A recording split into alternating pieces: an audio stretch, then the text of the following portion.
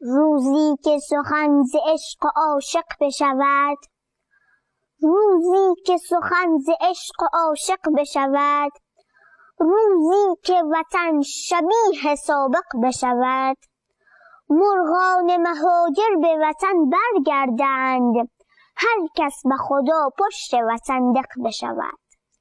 یک بار دگر وطن خواهد شد، آن خانه با صفای من خواهد شد. می زیبد اگر دوباره کابل باشیم، می زیبد اگر دوباره کابل باشیم، با یار قشنگ چپ کاکل باشیم.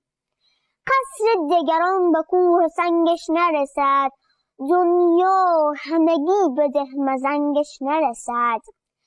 این ساز شکسته را بیا سر بکنیم، هی شام هرات را تصور بکنیم.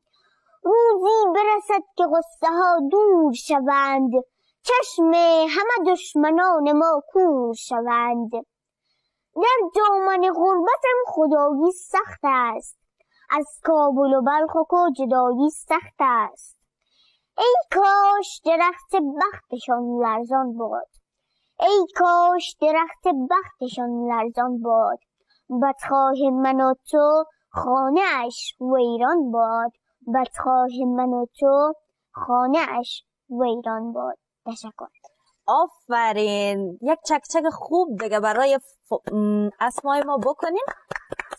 خیلی زیبا بود عزیزم.